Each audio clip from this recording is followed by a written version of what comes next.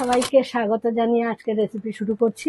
আমি কিন্তু আজকে দেখাবো স্টাফ মির্চ পকোড়া। এখানে আমি এরকম টাইপের লঙ্কাগুলোকে নিয়েছি 6খানা, আর এরকম ভেতর থেকে বীজ এগুলো থাকেই না একেবারেই, চেষ্টা করেছি এগুলো কেটে নিয়ে। এটা মাঝখান থেকে কেটে নিয়ে এর ভিতরে 2-4টের মতো বীজ থাকে।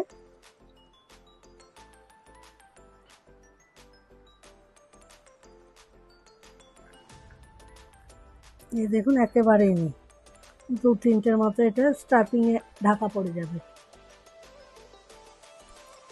তো এখানে আমি 2টো আলু সেদ্ধ করে নিয়েছি, এখানে নিয়েছি একটু ধনেপাতা, একটু টমেটো কেচাপ আর 3টে কাঁচা লঙ্কা। এখন আমি আলুর স্টাফিংটা রেডি করে নেব, তারপরে পরবর্তী অংশটা দেখাচ্ছি, আমার সাথে থাকুন, দেখতে থাকুন। ফ্রাইং প্যানে একটু সর্ষের তেল দিয়ে দিচ্ছি একটুখানি সাদা জিরা,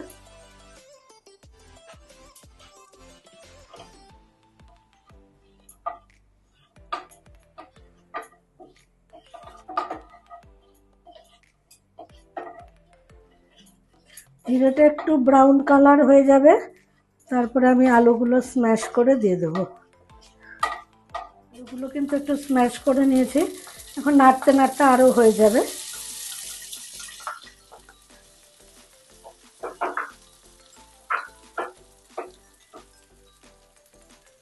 এর মধ্যে দিয়ে দিচ্ছি একটু ধনে জিরের গুঁড়ো, দিয়ে দিচ্ছি একটু কাশ্মীরি লাল লঙ্কার গুঁড়ো, কারণ আমি কাঁচা লঙ্কা ব্যবহার করছি। ঝালটা সম্পূর্ণ অপশনাল, যে যেরকম খাবেন সেরকম দেবেন। আমি যার জন্য কাঁচা লঙ্কাটা আমি তেলে দিলাম না, ঝালটা বেশি ছেড়ে যাবে বলে। একটু হলুদ দিয়ে দিলাম,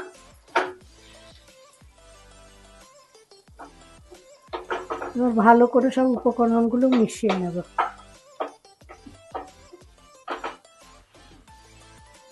দিচ্ছি একটু আন্দাজ মতো লবণ,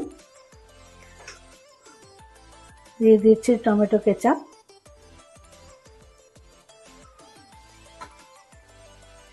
দিয়ে দিচ্ছি সামান্য একটু ডার্ক সয়া সস। এবার এগুলো ভালো করে মিশিয়ে নেব।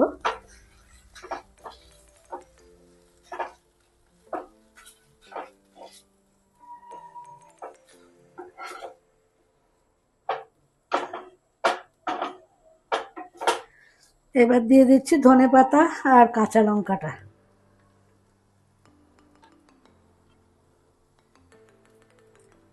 দিয়ে ভালো করে মিশিয়ে নেব, নিয়ে ওভেনটা অফ করে দেব।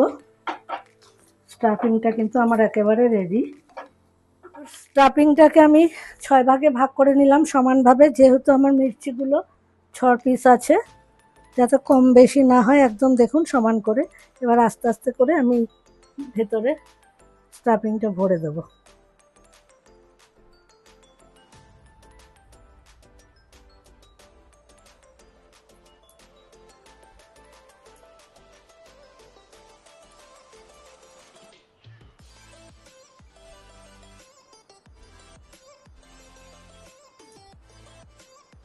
চেপে চেপে আঙ্গুল দিয়ে ভেতরে পুরটাকে ভরে দিতে হবে।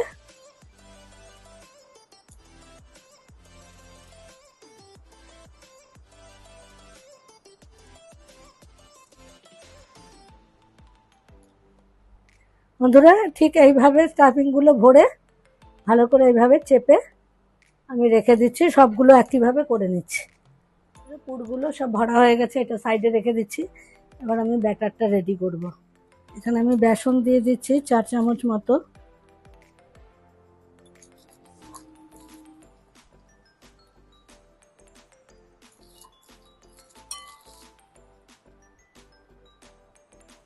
দিয়ে দিচ্ছি 1 চামচ মতো চালের গুঁড়ো,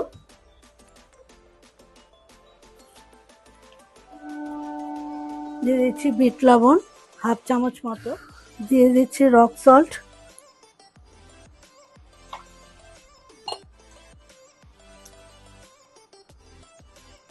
দিয়ে দিচ্ছি একটু গোলমরিচ গুঁড়ো,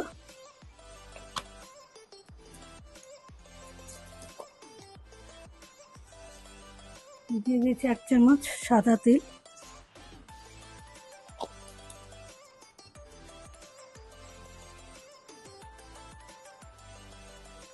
দিয়ে দিচ্ছি সাদা তেল 1 চামচ, ভালো করে মিশিয়ে নিচ্ছি।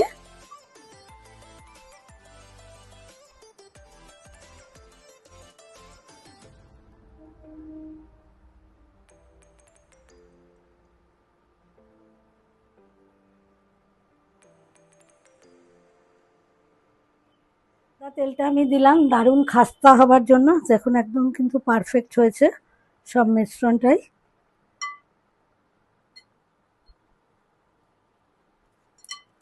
এবার অল্প অল্প করে জল দেব, পাতলা যেন না হয়, তাহলে কিন্তু এই মির্চের গা থেকে ছেড়ে পড়ে যাবে, একটু ভারী করে রাখতে হবে।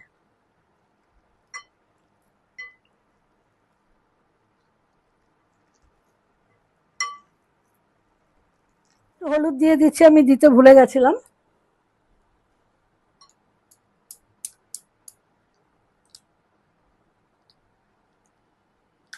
বন্ধুরা ব্যাটারের থিকনেসটা দেখুন, ঠিক এইরকম হবে, কিন্তু একদম পাতলাও না একেবারে ঘনও না। পরের স্টেপটা কিচেনে দেখাচ্ছি, আমার সাথে থাকুন, দেখতে থাকুন। ফ্রাইং প্যানটা কিন্তু গরম হয়ে গেছে, এবার আমি সাদা তেল দিয়ে দিচ্ছি পরিমাপ মতো।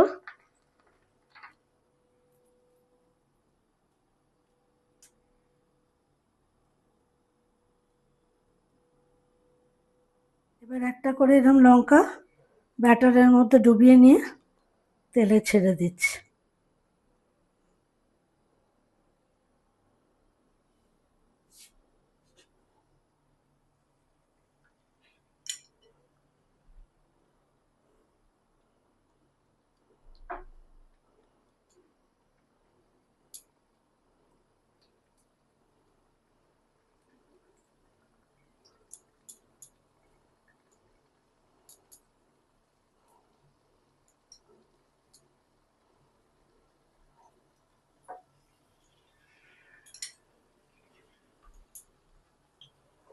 তিনটে তিনটে করেই আমি দিয়ে দেব।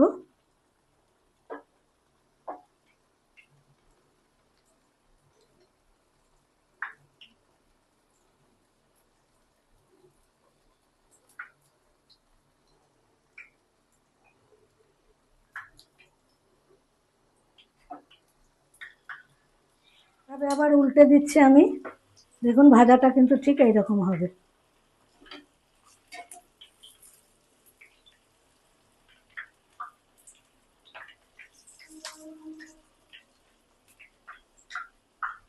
অপোজিট সাইডটাও ঠিক এরকম ভাজা হলেই আমি নামিয়ে নেব। আমার কিন্তু পুরো ভাজা হয়ে গেছে, ঠিক ভাজাটা এরকম হবে। এখন তুলে নিচ্ছি আমি একটা একটা করে, তেলটা একটু সেঁকে নিয়ে তুলে নিচ্ছি। বাকি তিনটেও ঠিক একইভাবে ভেজে নিচ্ছি, নিয়ে আপনাদের সামনে সার্ভ করে দেখাচ্ছি। বন্ধুরা দেখতেই পেলেন স্টাফ মির্চ পকোড়া কীরকমভাবে আমি তৈরি করলাম। এত সহজ, আমি কিন্তু সব সময় সহজভাবেই দেখাবার চেষ্টা করি যাতে আপনাদের কোনো রকম অসুবিধা না হয়। আর এটা তো বিকেলবেলা মুড়ির সাথে দারুণ জমে যাবে, তারপরে ভাতের পাতে ডালের মুখে কিন্তু দারুণ লাগবে খেতে, বিশেষ করে মুড়ির সাথে। তো আপনার ইচ্ছা সেটা, তো বাড়িতে একদিন ট্রাই করুন। কেমন লাগলো অবশ্যই কমেন্টে জানাতে ভুলবেন না। ভালো লাগলে লাইক শেয়ার, পেজটা ফলো করে দেবেন। ভিডিওটা এখানে শেষ করছি, টাটা।